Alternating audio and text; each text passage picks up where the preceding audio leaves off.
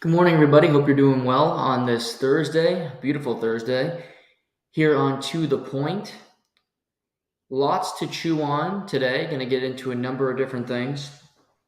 Salary arbitration hearings are ongoing. Well, they will be ongoing. You're seeing some deals get done before you get to arbitration. There is a there's a hearing set for tomorrow involving a Maple Leaf, a goaltender, Ilya Samsanov. Going to get into those details, tell you about what's happening. If you missed it, some signings in the National Hockey League. We're going to talk about the NFL. Zach Martin and the Cowboys are kind of at a crossroads here. He's one of the most important players on that team. I'll get into why he's so important and why, unlike the running back, they may cave and pay him. So stay tuned for that. UFC, huge news last night. After I got my about 2 hours of sleep last night, I wake up to news galore involving multiple pay-per-views, and I got lots of thoughts, lots of opinions on that. But the Open Championship is ongoing. Started early this morning, about 3 a.m. It's funny, it's 9:34 Atlantic here. Multiple guys are done their round or finishing up. Jordan Spieth, who's had a great start, is on the 17th hole as we record this. He's 3 under for the day. He had a great opening round. Stuart Sink is 3 under par. Tommy Fleetwood is still he's at 2 under. Wyndham Clark, good start after winning the US Open. He's at 2 under. But the leader currently is named Christo Lampreche. Probably saying that wrong. He opened with a 66, 5 under par. It is the second lowest opening round by an amateur in the history of the Open Championship. Only Tom Lewis in 2011, 65, was better. This guy's from South Africa, an amateur, just gets in on qualifying, and he comes to a major and he shoots 5 under on a Thursday. Now, do I think that Christo is going to win the Open Championship? I do not. He likely won't even be in contention on Sunday. But this course is tricky. The bunkers are brutal. And for you to be in this position where at least you can make a cut, you get to make a good check for yourself. He's playing on some senior tours. He's had to battle around. A great story to open up the Open Championship. Still to come today, you have a lot of guys. Rory McIlroy has not teed off yet. His group, Victor Hovland with Justin Thomas, Tony Finau, you have Joaquin Niemann, Sung Jae Im, Keegan Bradley. A lot of very good players still up to hit the course, but he is the leader right now.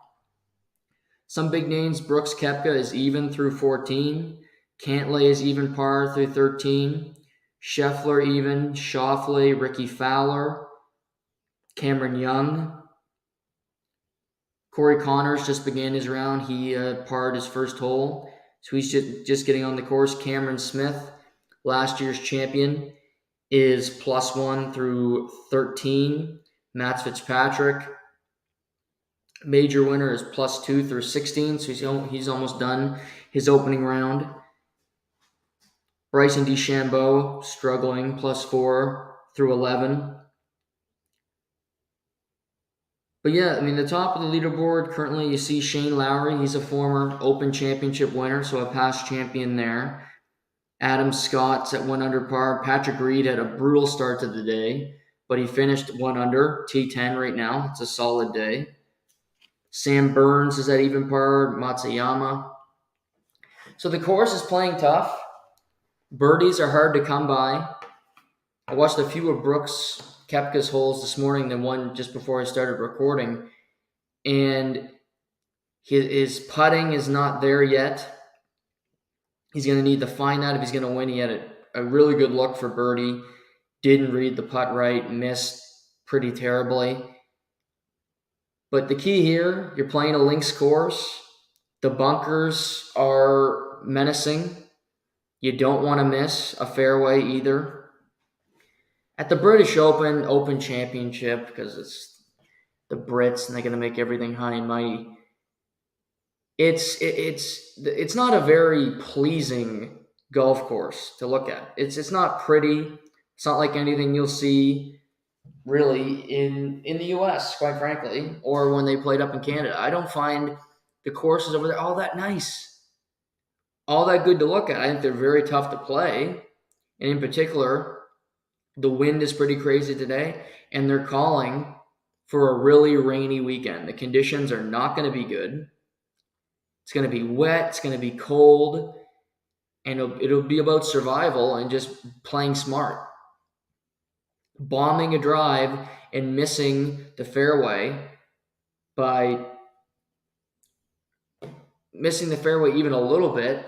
You hear Steve Sands from the Golf Channel and Nota Begay last night talk about if you miss a fairway and you're not getting it to the green on your second shot. It's just not happening, no matter how strong and how good you are.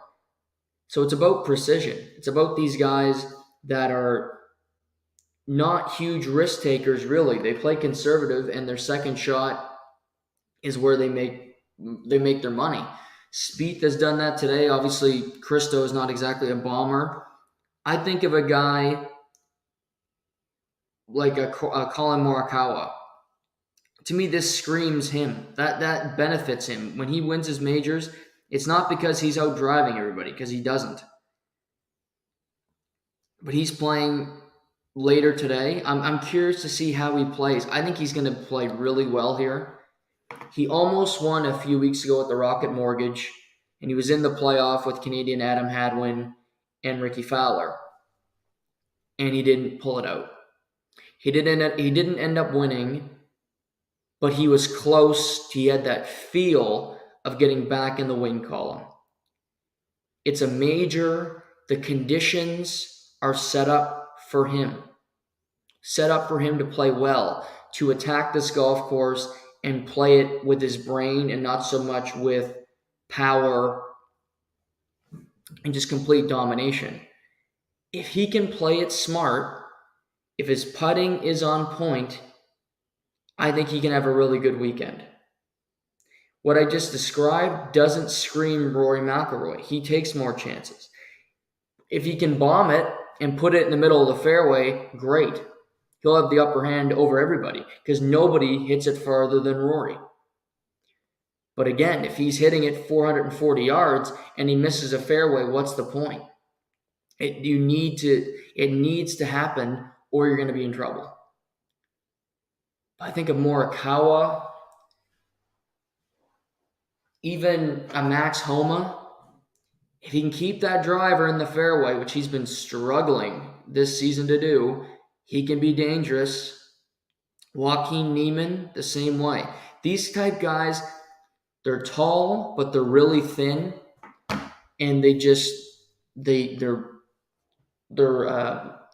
their second shot, playing with their irons, they are as good as anybody with that second shot. Putting the ball to within 8 feet and having a really good chance at birdie most holes.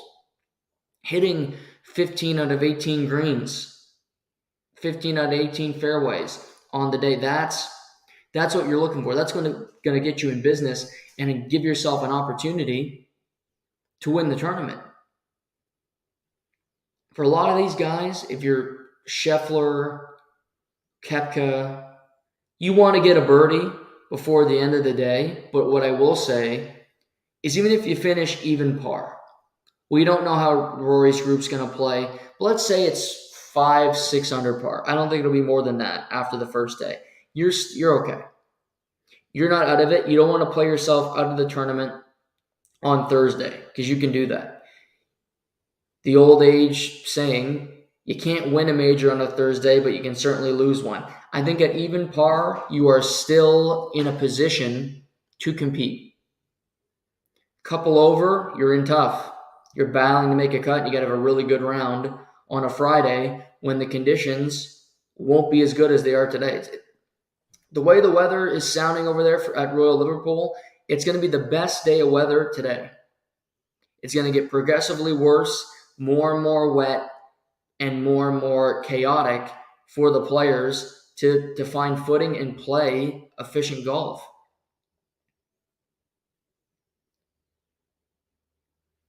But the last major of the year, you get that story on an early Thursday morning. An amateur shoots an incredible round. And you got Tommy Fleetwood. He just birdied, so he's at 3 under. He was one of my sleepers. So you got Sink, Spieth, Fleetwood, Marcel Siem. Never heard of him, from Germany. He's tied for second. Wyndham Clark, Brooks, birdie. So he's 1 under for the day. So big for him. Like I said, you get a birdie. Like, he just gets 1 birdie. If he finishes at 1 under, if he can get another one, he's in really good shape. Plus, he's Brooks Koepka at a major. So look the fuck out. Everybody ahead of him will know who's right behind him. Brooks Koepka, the man who just comes to play at the major championships. So, interesting start. We'll update before we wrap today, just on where things stand. But of course, we'll be talking about this tomorrow and recapping it on Monday. Let's go to the Ultimate Fighting Championship. I said it might have been Monday, or it could have been last week, that I thought we would hear news this week on UFC 294, which is the pay-per-view in October in Abu Dhabi. And the reason I thought that was because tickets went on sale this week for Abu Dhabi. So you need a reason for people to go to Ticketmaster and buy tickets. So we need to know the main event. We know who was there. Islam Makhachev has been on ice since February. He beat Alex Volkanovski in my opinion, the best fight of the year. Defended his title, and he's been waiting. He went through Ramadan, but they didn't want him to fight before in case of an injury, because they need him for this card every year. But the debate was, who's going to be his opponent? Who is Islam going to fight? We heard International Fight Week, Charles Oliveira is injured. He said this himself. He said, I am not going to be ready to fight in October. November, December, before the end of the year, I'll fight Islam in our rematch. But I can't do it in October. So to me, that signaled he's out. Alex Volkanovski just fought 2 weeks ago. He had surgery on his elbow this week. He could potentially be back, but it's a little rushed. I know he wants to fight before the end of the year, but they might want him to defend his featherweight title again, because he has that hatred going on with Ilya Topuria. There's some juice to that fight. There's intrigue. There's build. So that makes a lot of sense, and I think people kind of want to see that fight more than Islam Volk 2, even though that's hard to say. But who is Islam going to fight? He mentioned fighting Leon Edwards, the welterweight champion. He moves up, tries to fight for the 170-pound belt. Armin Tsarukyan, Rafael Fiziev, all were throwing their hat in the ring to fight Islam. But we learned last night via Dana White that Islam Makhachev will be fighting Charles Oliveira in October after all. Charles gets the opportunity to get his belt back from the guy who took it from him. Islam, who dominated Charles in 2 rounds and submitted him with an arm lock. Islam, who's been a dominant UFC fighter, been one of the best in the game. And Charles, after saying he wasn't ready to go, apparently he decided he can go, or the injury wasn't that bad, or Dana White said, okay, well, you're not going to get a title shot right away, so this is it, maybe. The UFC was under some pressure because I don't think this is an easy fight to make. Islam was on Twitter yesterday talking about making a fight with somebody. People were throwing their hat in the ring, talking about, give me the opportunity, give me the shot. I can fight. I'll fight in Abu Dhabi. I don't care. Charles lost the belt, was offered the opportunity to rematch Islam. Said no, I need more time. Then he said he wasn't ready after he beat Beneil Dariush in June. He's basically said no to fighting Islam twice since he lost the belt. So there's a couple things there. Charles is popular. Charles is one of the most popular fighters in the UFC. And it's funny because he doesn't speak English, but his popularity has just completely gone over the top. He spoke about 4 words of English in Vancouver, and the pot for him was bigger than any of the Canadian fighters. They love him. He's got an OnlyFans. He does his own stuff. Worldwide, this guy is celebrated and loved. But he's turned down this fight twice, and now he's taking it. And it's almost as if he's taking it because he had no other choice. The UFC, I don't think Volk would have been ready for October. And I think the UFC wants Volk to fight Ilya Topuria. Maybe it's in December. I think it'll be before the end of the year. That December pay-per-view at T-Mobile in Vegas. That makes sense. That'd be a great main event. Close out the year. Sell some tickets.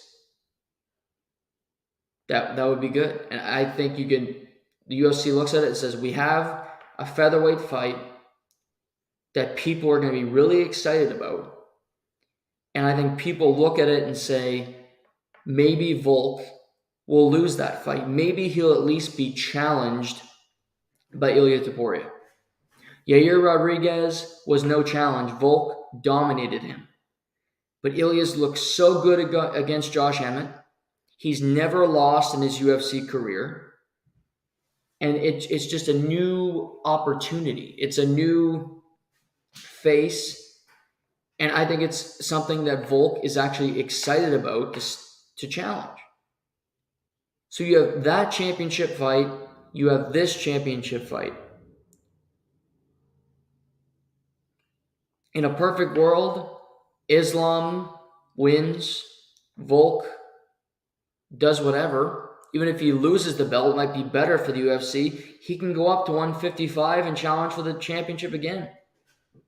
Even if he lost the belt, because he would earn that.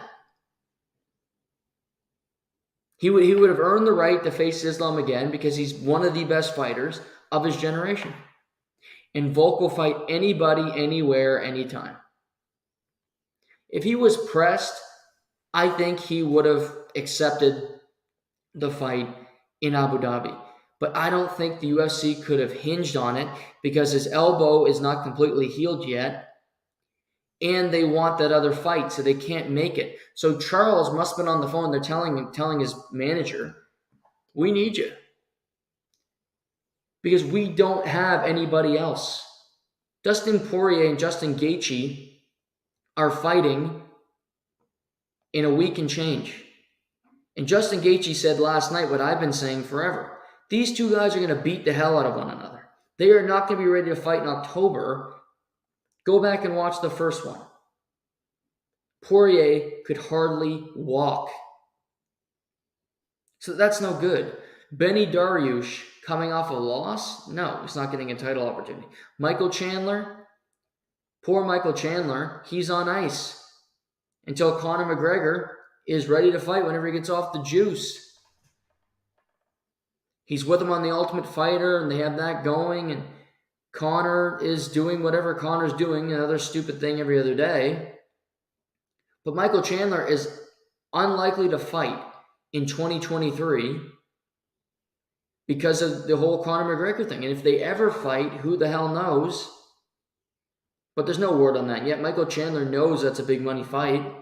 He'll make more money fighting Conor McGregor than he would actually fighting for the title. And if Michael Chandler knocks out Conor McGregor in a fight, he will get a match with Islam Makhachev in 2024. Believe that. He will. He might get it before Poirier or Gaethje just because of the hype alone of beating Conor McGregor. So you can't give him. Fiziev coming off a close loss to Justin Gaethje. Really good fight. I think they want to build him up a little bit. It's been rumored he's going to fight Beneil Dariush before the end of the year. Again, good fight. Gamrot would have made sense, even at 7. But again, you're getting lower in the rankings. Armin Tuskurian has been calling out Islam forever, but again, he's 8th in the rankings. RDA has a fight book. So you didn't have a whole lot of options. And I think Charles had to say yes to this fight because you're fighting for a belt. This is what Charles fights. This is what he loves. And you get to avenge a loss to a guy who took it from you. Where Islam will be the favorite, but Charles is one of the most popular fighters in the promotion and all over the world. Charles had a really poor outing in the first fight. Really poor outing. But he's got great skills. He's got a chin with anybody. He took shots from Gaethje, he took shots from Chandler in that fight, and he survived them and kept going.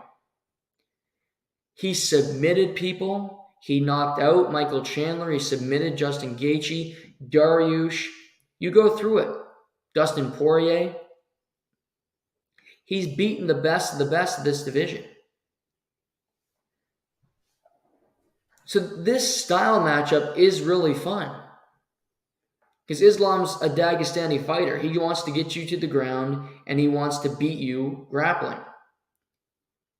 But he's also a very good striker, in my opinion. A guy that's his boxing, it's something in his game that was stronger than, his mentor, Khabib Nurmagomedov. Because he can box with anybody. Charles has really good hands. He's a guy that can go in there, make things happen. Islam's the same way. The first fight ended via submission. I wouldn't be surprised if either of these men knocks out the other because they just have that ability. This is a huge fight. Islam's only lost once in his UFC career. For Charles, you lost your belt and you had a number 1 contender fight of sorts and you won that fight against Benny Dariush. You pulled it out after taking some time off. But for Charles, he has to look in the mirror and say, how many more if I don't win this fight, I'm likely not getting another title opportunity if Islam is champion. I would be 0-2. He'd be 0-2 against the guy. And Charles is 33. He's not a spring chicken. But if you lose to the guy twice, you're not getting a title opportunity. So he'd have some decisions to make. If he loses this fight, he might really consider a move up to welterweight, which wouldn't be hard as a weight cut for him. Be interesting, and I think it would be a path to get back to a title because I don't see one. It would be a longer road at lightweight. If Islam's the dominant champion in the division and you lost to the guy twice, that opportunity is not coming anytime soon from the UFC. But if all the fights they could have made, Volk would have been fun, but I want to see Volkanovski fight Ilya Topuria. I do. I want to see that. I think that's got great build. It's got animosity. Ilya is not like the other guys where he going into that Yair fight, there was no build. There was no anticipation because they're just both nice guys, and Volkanovski does everything with his ability. He just goes into the cage and he beats you. He whoops your ass, plain and simple. Ilya's going to be on Twitter. Ilya's going to be on the A side, the B side. He'll do whatever. He'll do his part in making this fight interesting and making people crave it and want to see it. So you'll actually have a fight where Volkanovski will have somebody that won't be afraid to bicker with him. I don't think there'll be, it's all mutual respect, handshakes, all this. I think it's going to be, Ilya's a cocky kid. And he thinks his skills are really good, and they are. Volkanovski says, I'm the best featherweight of all time. Hard to argue. Maybe Jose Aldo is the only guy that you could put in that conversation. But beyond that, who else is there? So I think the UFC knows that's going to sell, knows they have that fight whenever they want it. And they can go along with it. Volk and Islam can happen again. It will always be there if Islam is champion. It'll always be there for Volkanovski because he has earned the right to get that title shot again because of how close the first fight was and how entertaining it was. People loved it. Most people still see it as the fight of the year so far. So if you have a fight of the year and you say, we're going to do it again, yeah, people are fine with that. Brandon Moreno, Davison Figueiredo fought 4 times. Not because there was no other challengers in the flyweight division, but because every time they got in the octagon together, it was awesome. It was 25 minutes of pain. It was 25 minutes of high level MMA. And it wasn't a hard sell to see these guys go time after time against one another. So UFC gets this done. It was their best option. And Charles, despite an injury, whatever he was dealing with, is taking the fight in late October. Also announced on the card, the return of Khamzat Chimaev. Khamzat has not fought since September when he beat Kevin Holland. Khamzat's been one of the most hyped prospects in UFC history, but it's been a weird build in 2023 because he hasn't fought. There were rumors he couldn't get into the US. There's all kinds of talk. Can this guy come to the US? Can he fight? What's going on with him? The UFC can't book him a fight. He used to be a welterweight, but he can't make weight at welterweight. He was 8 pounds over in September. So that was an embarrassing thing for the UFC. But now he's a middleweight. And he'll make his debut at middleweight in Abu Dhabi against Paulo Costa. Paulo Costa, another fighter who doesn't get in the octagon all that often. He's more interested in taking selfies, promoting his secret juice. Paulo Costa's 14-2 in his pro career. Very good fighter. He last fought last August. So both these guys will be on over a year hiatus between fights. Costa fought for the title in 2020, lost to Israel Adesanya in the second round. He then fought Marvin Vettori, 2021. He lost. He beat Luke Rockhold in Salt Lake last August. So he's fought once each year for the past 3 years. Not an active guy, but he is talented. He's number 7th. He's 7 in the rankings. And it's an opponent for Khamzat.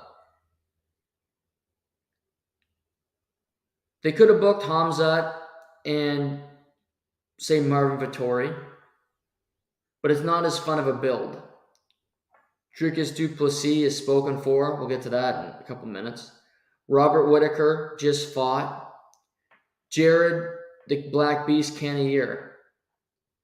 He's fun, but he's not going to build a fight.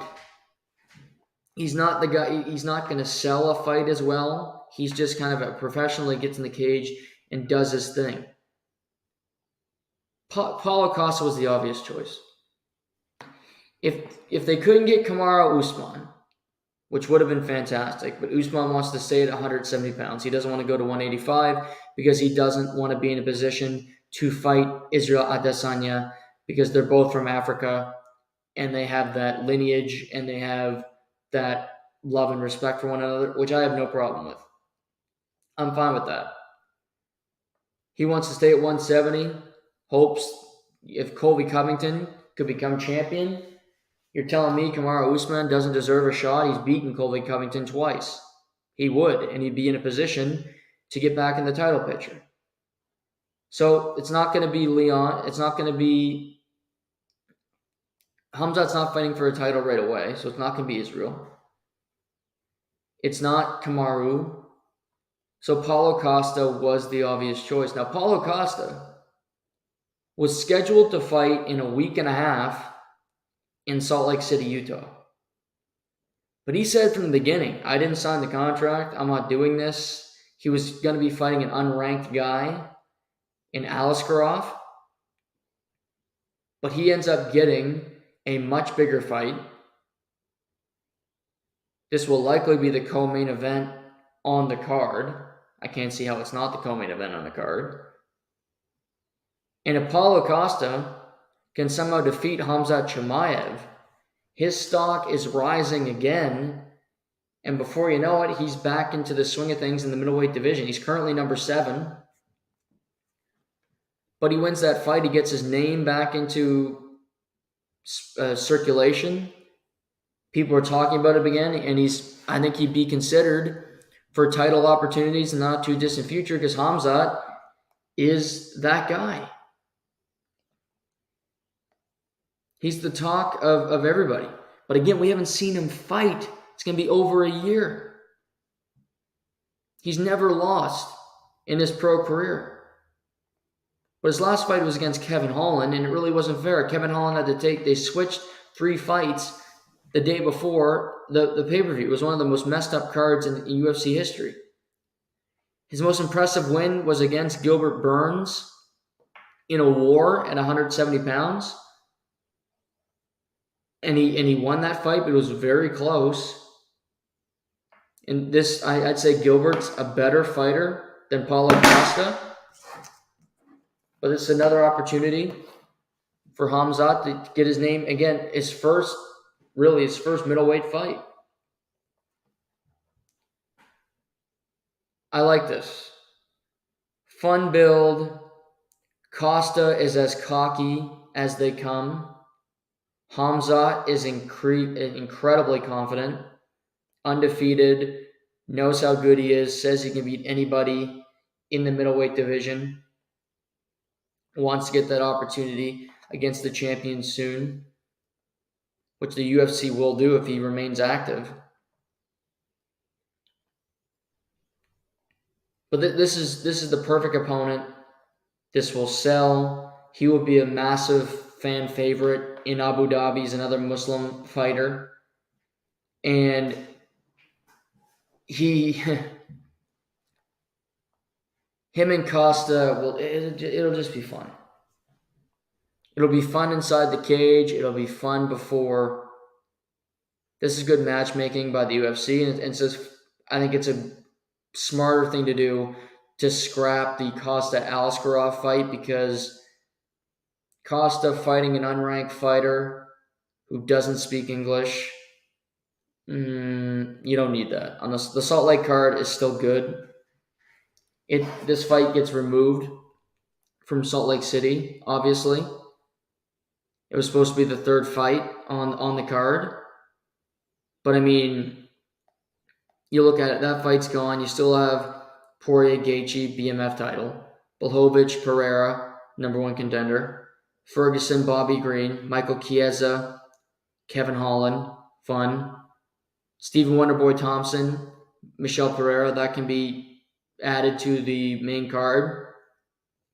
Derek Lewis fighting Trevin Giles, Gabriel Bonfim, middleweight Roman Kopylov, rising contender. This is still a really good card. The Acosta fight being removed from it doesn't ruin it at all, in my opinion. And Alice Groff was supposed to fight in Utah. They don't rebook him for Utah. They book him in Abu Dhabi. He will be fighting Nasruddin Imamov, who most recently was fighting Chris Curtis in Vancouver, but that fight was stopped because of an eye poke. Or was that that was a clash of heads, pardon me. There was an eye poke the week after. But this was a clash of heads, and that fight had to be stopped. Chris Curtis could not see out of that eye, so it was viewed decided it was a no contest. Imamov had lost to Sean Strickland. That was one of his most recent fights. He had beaten Joaquin Buckley, but now he gets Alice Groff, who's being touted as this really, really good prospect. If you can beat him, you're at 13. You get, you're right back into the swing of things. People are excited about you. You have an aura, and he gets put in a good position. And if Alice Groff wins, he becomes a ranked middleweight, which is one big fight in the UFC. So it's a great position for him. And again, Alice Groff, he's not that well known in the UFC, was in a main event against Sean Strickland. But I have no problem with this fight either. Another good middleweight fight. So I like adding fights in the same weight class on the cards. Like in Boston, Rob Font is fighting Yang Sedong.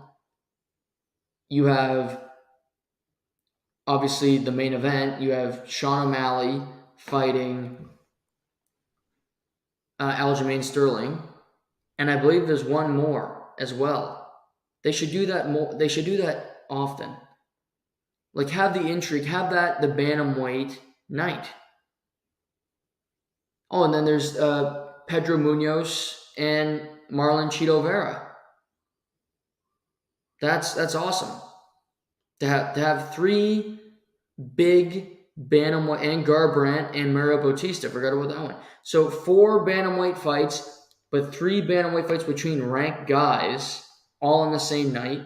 Starting in Abu Dhabi, you have Costa, number 7, fighting Khamzat, technically unranked in the middleweight division, 4th ranked in welterweight. You have Imamov, number 13, and Alice Groff fighting. He's unranked, but you have another middleweight bout going there. So I like having that synergy. I wonder how stacked they want to make this Abu Dhabi card. I know they want to sell it well, obviously. But I'm thinking of the lightweight division. Rafael Fiziev has not fought since March when he battled Gaethje. It was a war. But I look at Gamrot is without a fight right now. Dariush, it was rumored he's going to fight Dariush. Would you put that fight in Abu Dhabi? Fiziev would be a popular fighter in Abu Dhabi. Arman Tsarukyan. Would you put him on the same card with Islam? That might be interesting. They might want to book Fiziev and Dariush as a main event, which it absolutely could be. On a fight night, that's a main event, 100%. And they have a number of them. They have the Alexa Grasso card, and Shevchenko fighting for a belt. But you're going to have some fight nights in there in October, in September. Maybe you want to make that a main event, but this could be a fight that is added to Abu Dhabi as well, because I think Fiziev, he fits the description. He'd be a popular guy there. People love to watch him fight because he's an exciting brand. But that's something to consider as well. I'm just curious to see if they want to get another lightweight fight on that card. That's the way I think they'll go. And Dariush, after fighting early June, you think he'd be ready to go. And I think for Dariush, it would be smart. And here's another reason. The winner of that fight very well could be the next guy to contend for the title. In particular, I think Fiziev, because I think he's, even though coming off a loss, he's got the momentum. They like him a lot, and they love his style. You have Poirier and you have Gaethje there, and they're always easy to throw in, but you never rule anything out in the UFC. So just something to ponder as we get closer to the date. But that's not all the news we have in the UFC. Still lots more to chew on. So I read that as I wake up early this morning. Then I get to a Twitter video from UFC middleweight champion Israel Adesanya. He's at the gym filming a video, and he's talking about Dricus du Plessis not being available to fight in Sydney in September. Said he's learned from this management that Dricus has a problem with his foot, needs to be dealt with, and won't be taking the fight on September 10th. Izzy, calls him basically dickless. Says he's a bitch, he's not a man like him, he just can step in and fight when he has injuries. But the big news here is Izzy stepped into the cage to go face-to-face with Dricus. They had that moment. The two African fighters going to go head-to-head with one another, and now seemingly it's off. As Izzy said in the video, I don't care. I'm fighting in Sydney in September. I'm fighting them. So he wants to be active. He wants to defend the belt. And he goes, Dricus, you're out because you're not tough enough to fight me. Sean Strickland, you're in. Let's do the man dance. Sean Strickland won a few weeks ago against Magomedov, Abus Magomedov, an unranked fighter. Sean Strickland won. And to me, he did the UFC a favor by taking a fight against an unranked guy. And he said he wants a chance at the title. Pereira, tied up. Whitaker just fought. Cannonier's already fought Izzy, wasn't close. Vettori's fought him twice. That leaves one guy. Sean Strickland. Sean Strickland is the most colorful person in the UFC. One of the craziest, most opinionated guys against an Izzy who can become very crazy, creative, however you want to label it too. You'd love to see Izzy and Dricus. And I think you will, because I don't think Sean Strickland can beat Israel Adesanya. So it's not that big of a risk. But Izzy hasn't fought since April. He said he's fighting in September. And Israel remains active. He could fight in September and fight again in February against Dricus for a belt somewhere. That wouldn't shock me at all. That's just the way he operates. He loves Sydney. He loves Australia. He's got ties to there. His manager, Ash, is from Australia. Volkanovski, obviously his teammate. City Kickboxing in Australia. So Dricus and Izzy would have been the fight. Easy. In the middleweight division. It's an easy one to make. Extremely easy to make. Because the hatred's there, you have the build-up, but now there's an injury. And I understand Dricus from some level. He knows this is his opportunity to win a world title. And he wants to go in the best shape, the best Dricus he can be. But at the same time, you're getting an opportunity to fight for a belt. Sean Strickland just fought 2 weeks ago, a week earlier than you. And I'm sure he had some wear and tear through a training camp, and he's not feeling all that great either. But I know Sean Strickland. He's going to take this fight. He's not going to say no. And my only thought is, will the UFC allow Israel to fight in September? Will they risk that? Will they risk Strickland winning to take away the Dricus-Izzy fight? And they book something else for that date, just hypothetically.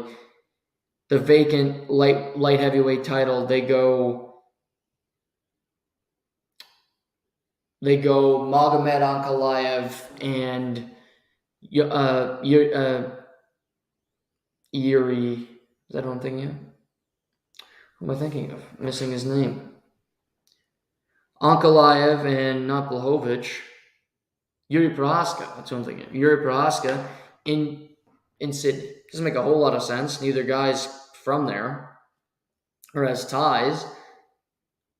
They love Izzy. They can't get Volk in Sydney.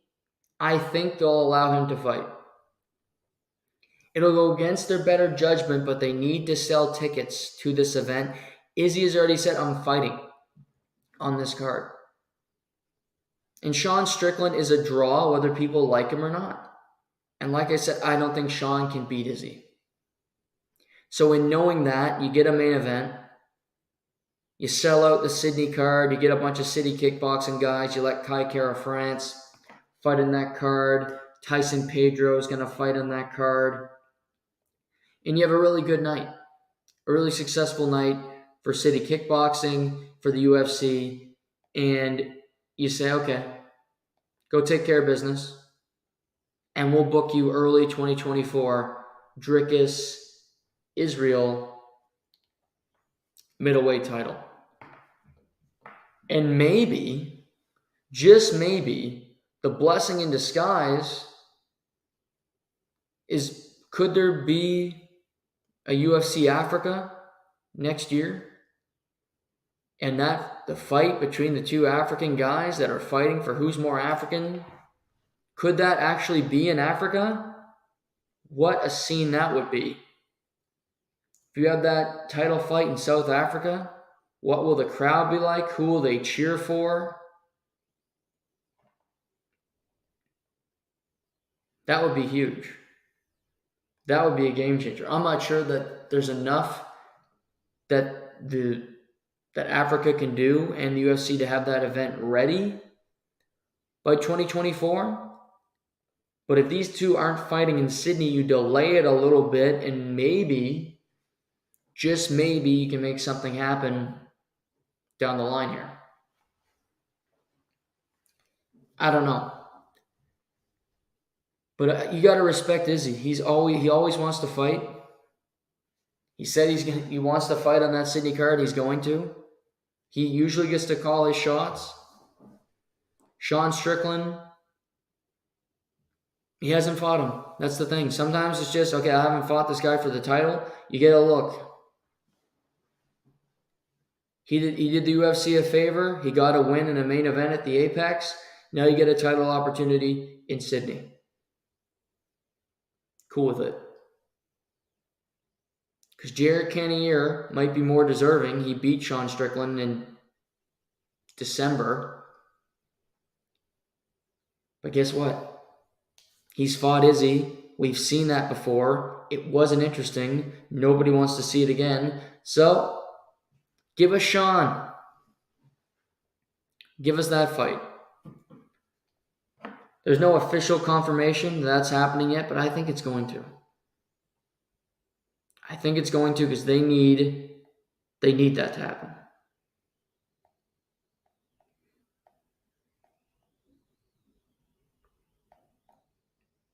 They need that to happen.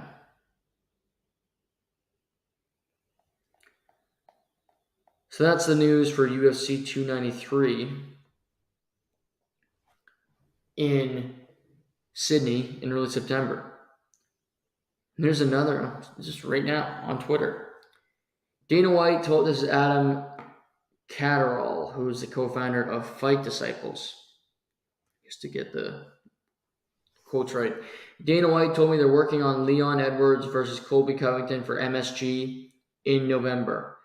The other event in play was 294, but with the main and co-main confirmed yesterday, 295 looks hopeful. Jones-Stipe main event, co-main event, Leon Edwards, Colby Covington. So 2 title fights at the Madison Square Garden card in November would be fantastic. Colby Covington fighting in New York. That would be fun as well, because I think he'll be a big fan favorite fighting a guy from England. So that's other fight news there. But before we get off UFC, there is actually more. There's a lot that happened yesterday in UFC. A video came out on Twitter.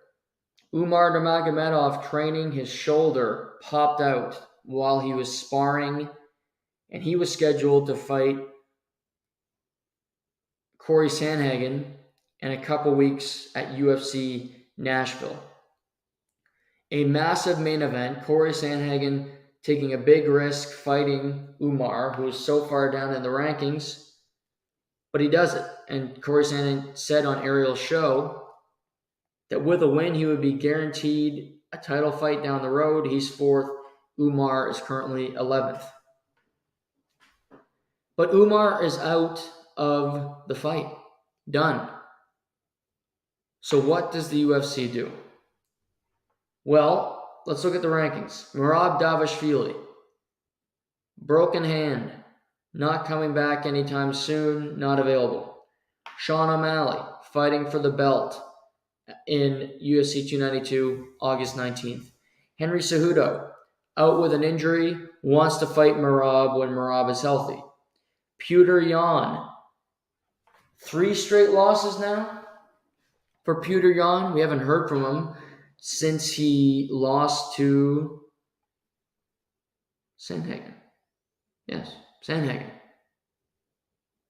I believe. These fights all get my brain. I think it was to Sandhagen. I could be wrong, though. Who was that? Yes, it was. No, sorry. He beat Sandhagen a few years ago. I'm trying to think of. Yan lost to Sterling. He lost to. Oh, he lost to Merab. Pardon me. Lost to Merab. He got dominated by Merab. So he's lost 3 in a row. Not exactly a whole lot of momentum there. When you don't hear anything from Petr, I don't think he wants to take this fight in short notice. Chito Vera fighting in Boston. Rob Font fighting in Boston. Song Yadong fighting in Boston. Dominic Cruz getting down to number 8. It was rumored he's fighting Davison Figueiredo, who will be making his flyweight debut, bantamweight debut later this year. So he could be booked up. Pedro fighting in Boston. Umar injured, as I just mentioned. Ricky Simone just coming off a loss. Yanez, we're getting to the bottom of the division. My thought here is it kills it. I don't think you can rebook a fight that makes a whole lot of sense. If I'm Corey Sandhagen, I don't want to fight any of these guys because it doesn't. Umar, you're guaranteed a number 1 contender. So you beat him, you're number 1 contender for the belt. You give Umar Nurmagomedov his first loss in his career, and you're at the top of your game. I think they scrap this fight and you keep it. You keep this fight for a rainy day. Maybe Umar is not out long term. Maybe you rebook it for a pay-per-view down the road or a fight night. To have it ready, because I think this fight is too interesting and too good to have Sandhagen fight some guy in the meantime and just waste it. If you remove it, Jessica Andrade and Tatiana Suarez becomes the main event. It's not as good, obviously, but it's a good fight. Andrade is a former champion. Tatiana Suarez is their second fight back and her comeback. She's never lost. She's never lost in her UFC career. Other fights, you have Dustin Jacoby, Kenny Njoku at light heavyweight. Tanner Boser, Canadian, last fight in this card is on this. You have Billy Quarantino fighting Damon Jackson, fun fight. Alvin St. Pugh, the veteran, fighting Ion Kudilaba. Saeed Nurmagomedov. It's not a horrible card. It's not a great card with this fight removed. But I don't think it's a dud completely. I just don't see a reasonable replacement that Corey goes, yeah, let's do it. Unless it's Petr Yan, but I don't think Yan's going to come over from Russia and take this fight in 2 weeks. And I don't think Dominic Cruz wants to get in there at this point of his career with Sandhagen. It's not going to go well. He can welcome Figgy to the bantamweight division. I think that's a smarter fight for him at this point. But, I mean, Font is booked, Yadong is booked, Vera's booked. Not a whole lot of great options there. I think you scrap it and you save it for a rainy day because it's a great, great fight. It's an awesome fight. And I wouldn't want to lose it for Sandhagen versus Chris Gutierrez just because I need to fill something. That Nashville card will be fine. It'll be fine. People have already, I'm sure, have already bought tickets. So if people have already bought tickets, you really don't have that much to worry about. Will people be upset? Sure. But you deal with it and you move on. And say, hey, you get Jessica Andrade, Tatiana Suarez. It's not that bad here, folks. It's a pretty good fight.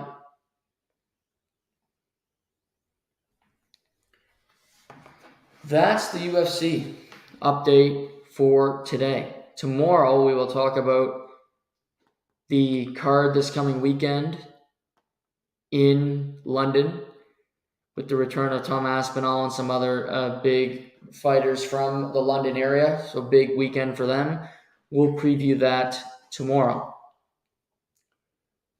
Let's go to the NHL.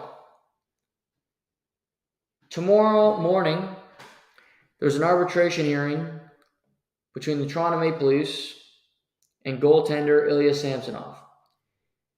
Ilya Samsonov's a restricted free agent. And when you're a restricted free agent, the team who owns your rights, in this case the Toronto Maple Leafs, has control of what they want to do with you, meaning no other team can contact you, no other team can offer you a contract unless they give you an offer sheet. That has not happened in this case because it doesn't happen in the NHL because owners, GMs are cowards and weak. So Ilya Samsonov and the Maple Leafs say we want to go to salary arbitration.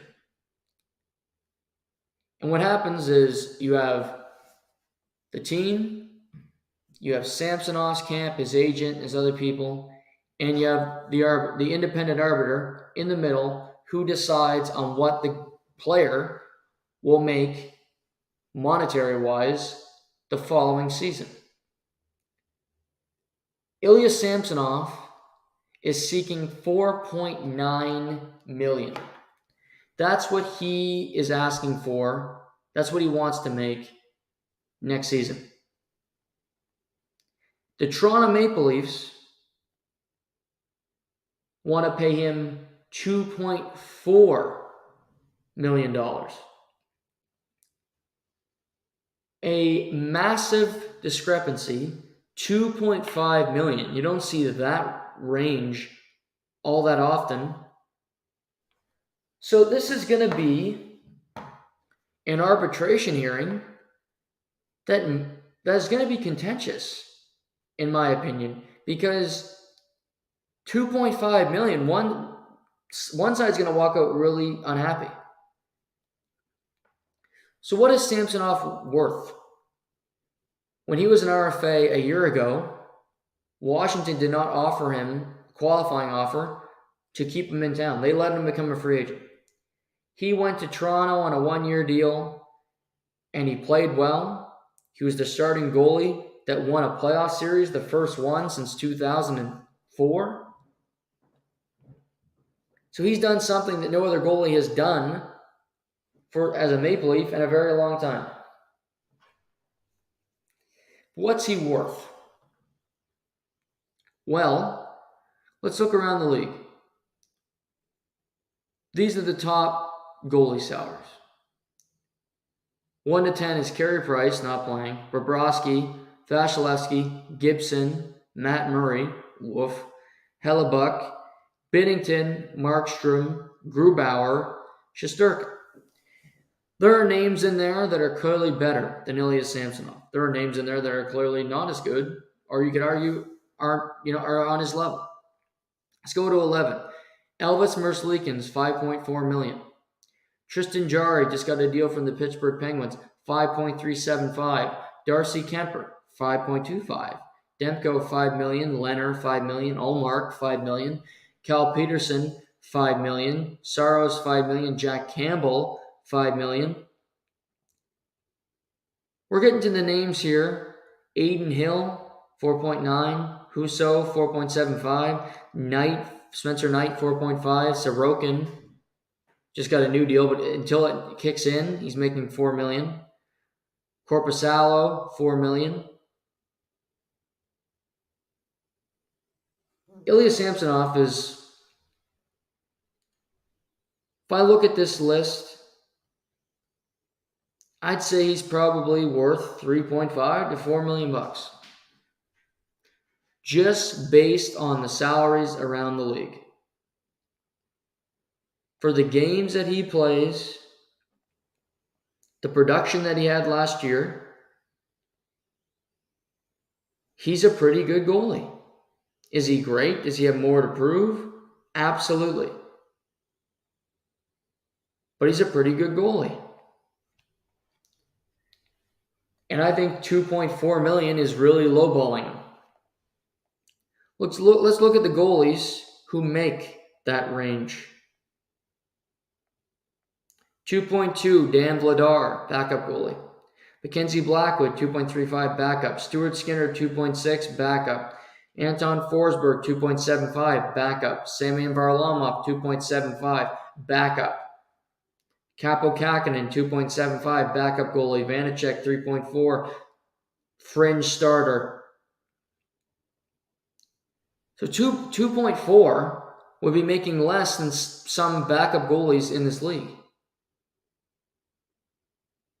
Chris Driedger is an American Hockey Leaguer now. He makes 3.5. Mrazek makes 3.8. Jake Allen, not a starter, 3.8. So to me, based off Samsonov's season last year, based on precedent around the league, this is going to be an arbitration case where Samsonov's going to win. He's 26, and he just had the best season of his career. He won a round. 2.3 goals against average. .919 save percentage. Pretty good numbers. Now, it's the best season of his career, bar none. He had a 8.96 and a 3.2 goals against the year before. in Washington. But in 42 starts, those are good, solid numbers, and he won a playoff series to add on to that.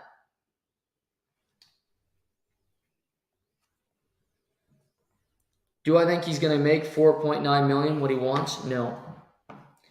Because it's rare the arbiter says he gives one side exactly what they want. And Samsonov made very little money. I think he made 1.5 last year.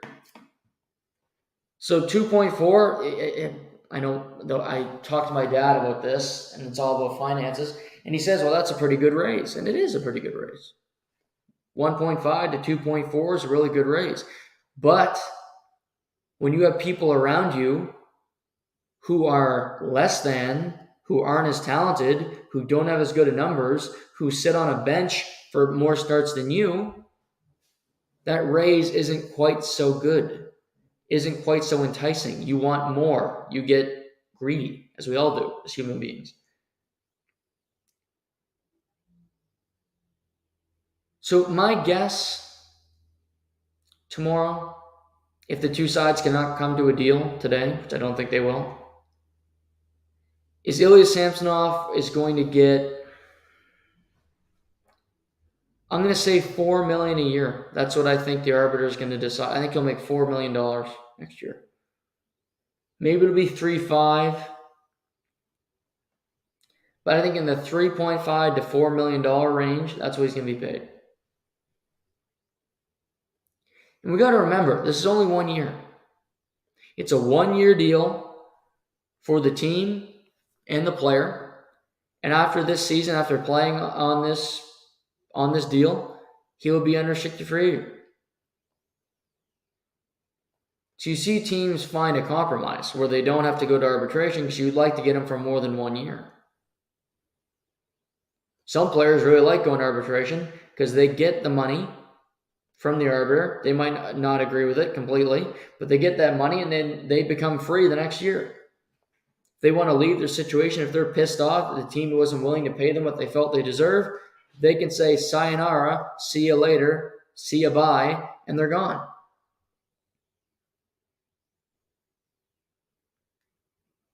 For Toronto, it might just be smart to see what the arbiter wants and let Samsonov play out in this 1 year.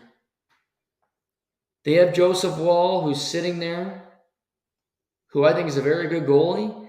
And could he be a goalie that they develop in-house that becomes a starter long-term? That would be great. That's the hope. That's what you want to happen. And maybe Samsonov's not a part of your long-term future. And you have him for 1 year, and you deal with it. It's not such a bad situation. It's not such a bad plan to go at it this way. Because it doesn't lock you in. The Maple Leafs always are dealing with contracts, and they're trying to sign 2 guys right now to long-term deals. Why be stuck with another goaltender contract where none of them have worked out for you so far? You're paying Joseph Wall nothing. Samsonov will make very little money compared to other starting goalies around the NHL. You're in a pretty good spot. If I had to guess, I'm going to go $3.8 million. That's what I think he'll be making next season.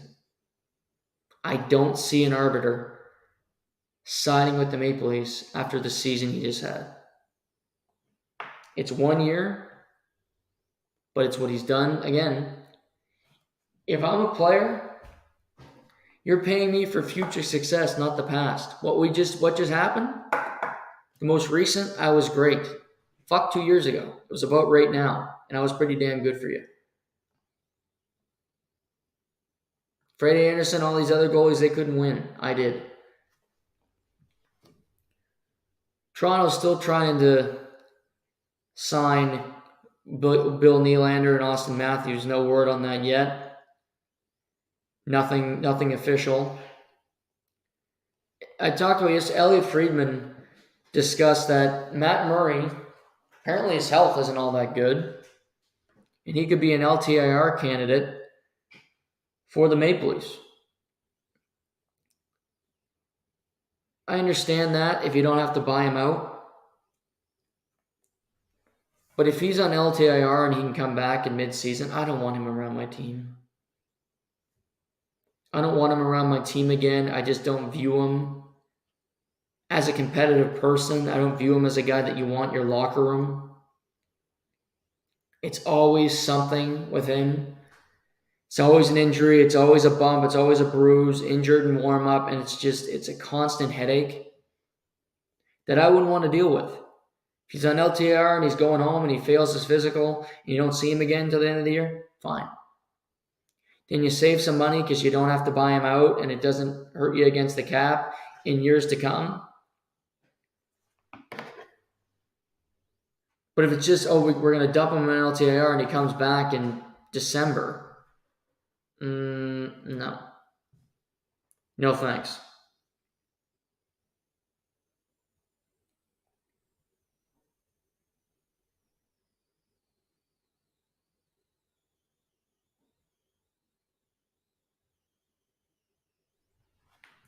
So that's where I see that going.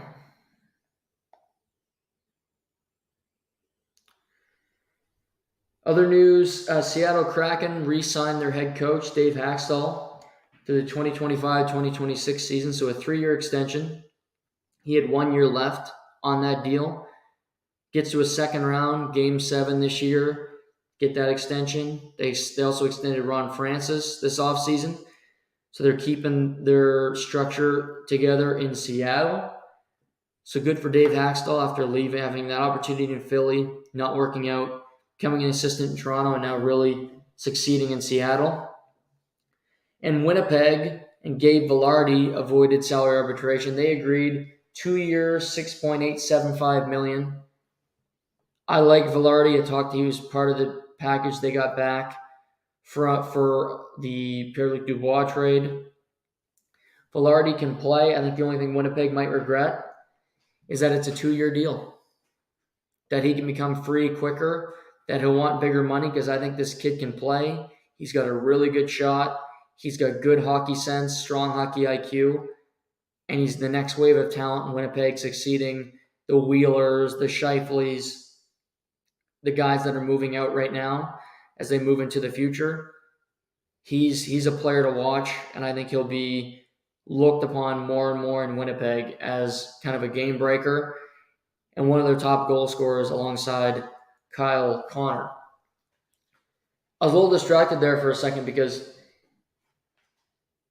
if you didn't see last night, the Yankees lost again.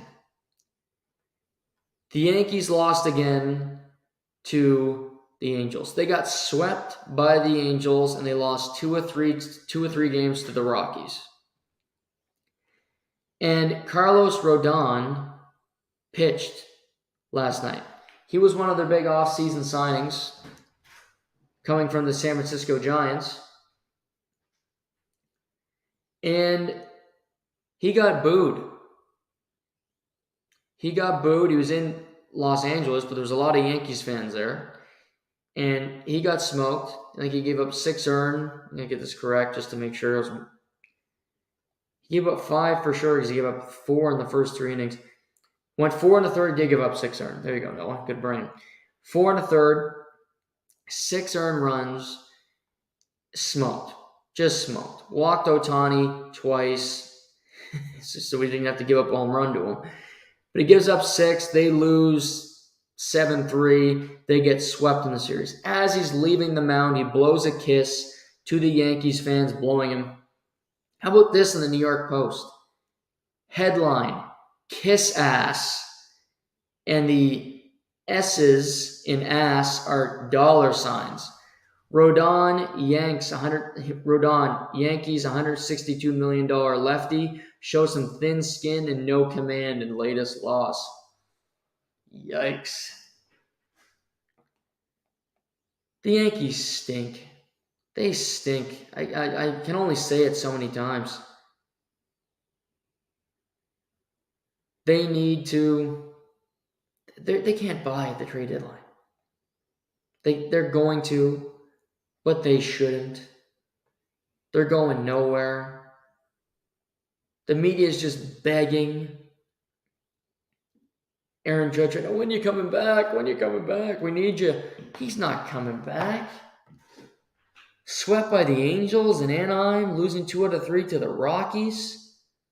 Last place in the American League East. And you have Rodon for another 5 years after this one. Oof. It's ugly in New York. Now they have to come home. Thankfully, they got the Royals, but imagine they lose to the Royals in the Bronx. But Ohtani is such a figure. He didn't even get a hit last night. He had 5 at-bats. He had 4 walks. But he still has that control. Taylor Ward hit a dinger when he was on base. Ohtani scored 3 of the 7 Angels runs last night, so they didn't pitch to him, but he got on base and they drove him in, which is a good sign. But he's an enigma. The Yankees, I'm curious how they're going to handle this in-house.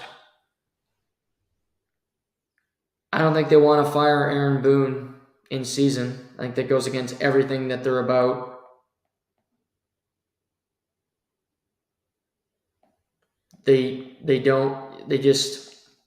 That's not the way they do business. Brian Cashman is not like the Steinbrenner where he would fire a manager for doing anything. Just, you smile at him wrong, you're fired. They are cautious.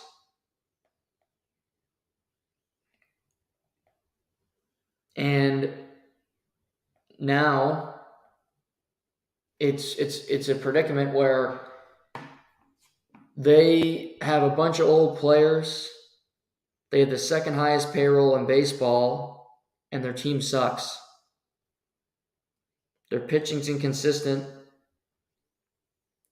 The best thing the Yankees can do is try to shed salary. Easier said than done because they don't have a lot of great assets. But that would be their move. Adding at the trade deadline for this team makes no sense. Adding more payroll to a team that's going to miss out because you aren't as good as the Blue Jays, you aren't as good as the Astros. Sure, let's add money to this pit of a team that's going nowhere. Watch this weekend, they'll sweep the Royals, but they should sweep the Royals, so that's not saying all that much. But if they don't sweep the Royals, that's when it gets interesting. The Blue Jays lost again last night to the Padres. With an Astros win, they're now tied for the second wildcard spot in the American League. The biggest element of the day was the Orioles won in the afternoon. The Rays lost. So for the first time since April, there's a new team atop the American League East, and that's the Baltimore Orioles. The young Orioles continue to find ways to win despite their pitching deficiencies. And they beat the Dodgers at Camden Yards. And now they head to Tampa for a 4-game set this weekend. Does it get any better than that? 4 in Tampa for these two teams. Tampa is leaking confidence. Kevin Cash is looking more and more depressed in the dugout. This will tell us a lot about these two teams. Where they stand. Can Tampa find that momentum again? Because Baltimore has all of it right now. They have all of it in the American League. In the American League East, for sure, but Texas looks really good. They swept the Rays. Texas had a little dip, but they're finding their strength again. They're going to have the best record in the American League here in a little bit. Partly because of their division, partly because they're a really good ball team. They spent a lot of money on that team. They should be pretty good. We got to remember that. But that's a fun series starting today down at the Trop. Also got the Padres, Blue Jays finishing out their series. Diamondbacks looking to sweep the Braves, which would be a big deal. Zach Gallen and Spencer Strider pitching against each other this afternoon. 2 of the best pitchers in the National League. Brewers, Phillies, rubber match. You got the Cardinals and the Cubs. Marcus Stroman making a start. Is it his last start before he gets dealt? So we know he's going to get dealt, but when did they trade him? I wouldn't want him to start again. The Cardinals' bats are red hot right now. Cardinals are starting to find their way. It's too late, but they're starting to find their way. They're 10 games out of the division. And they're starting to play well. So that's just the bitter irony of it all. Let's check in on the Open Championship. Tommy Fleetwood is now tied for the lead. He's 5 under. He's on the 18th hole right now. So what a start for Tommy Fleetwood, the pride of England. Wyndham Clark is 2 under through 16. Great start to a major after winning your first, got to tell you. Patrick Cantlay is 1 under through 17. Rick Fowler, my guy, 1 under through 15. Brooksy finished 1 under for the day. Matsuyama 1 under for the day. Let's see. Schauffele, Scheffler, even par for the day. Corey Connors is even for Dustin Johnson's even through 4.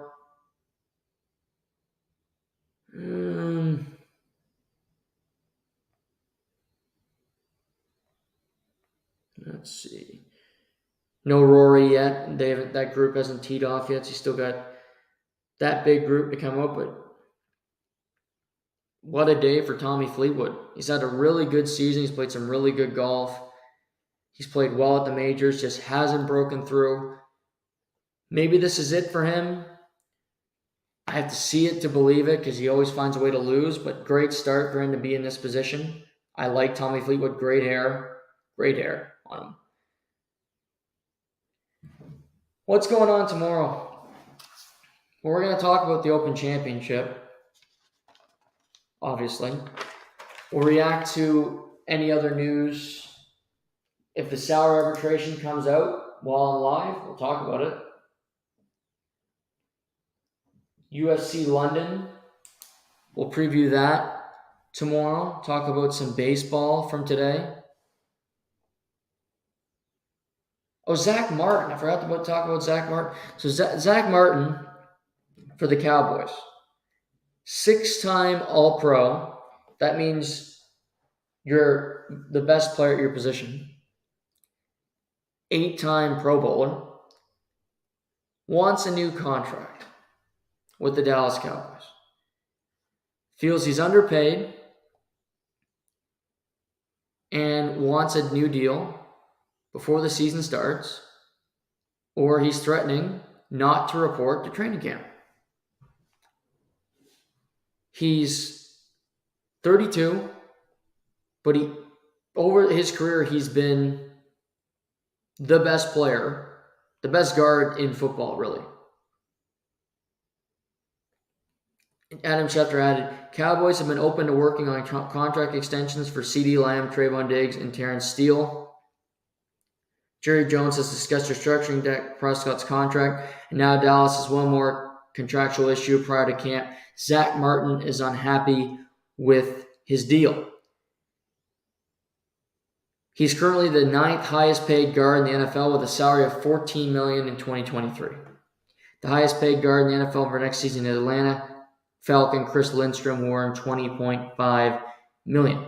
The Cowboys open training camp next week, July 26th in Oxnard.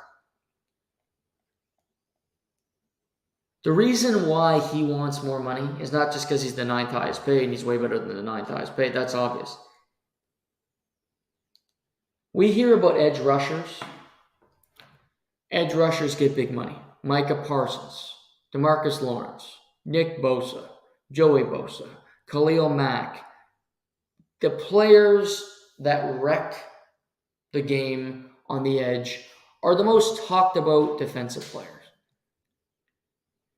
But as the NFL innovates, we've seen that defensive tackles are becoming more and more prevalent and more impactful. And defensive tackles are on the inside, meaning they go up against guards, aka Zach Martin, and defensive tackles who have been paid this offseason. Jeffrey Simmons, Dexter Lawrence, Quinnen Williams. I'm missing a few others. But those are 3 names that come to mind. I think there's at least 5 or 6 of them that got new contracts this summer. I'm going to look up some more because I want to. Quinnen Williams is Ed Oliver, another one. He got a big deal. Commanders, De'Aaron Payne. He got $90 million with $60 million guaranteed. Who also plays defensive tackle? Oh yeah, Aaron Donald. Chris Jones has the most sacks by defensive tackle the last 5 years behind Aaron Donald. And he's won multiple Super Bowls. He's looking for a new deal before training camp, or he might hold out. So if defensive tackles are getting more and more money because they're more and more impactful, because they stop the run and they're getting to the quarterback with interior pressure, if you have a really good guard who can limit the defensive tackle, then you really got something going here. And that's what Zach Martin has done his entire career. Dak Prescott needs Zach Martin. Zach Martin is going to Canton, Ohio. He's going to the Hall of Fame. 6-time first-team All-Pro, that means you're damn good. And 2 years remaining on a contract with a guy who's 32? Scary thought. I get it. But the Cowboys need him. The NFL, you can rework contracts, add some money to that deal. Maybe you keep it a 2-year deal, but it's just more money over those, more guaranteed money over the next 2 years. Throw in some game bonuses. This isn't a running back holdout. This is a really important holdout. If he doesn't report to training camp, the Cowboys need to figure that out. And for Dak Prescott, for him to restructure his contract, it might be worth it because you need Zach Martin. Plain and simple, you need Zach Martin to be available, to be on your offensive line with Terrence Steele and with a really good, a pretty solid offensive line in Dallas. You need to figure that out. So that's what's happening there. I think it'll get done, but Dallas needs to make sure it gets done because otherwise, Dak could be in trouble. Hope you all enjoyed the show today. We'll be back tomorrow, Friday already.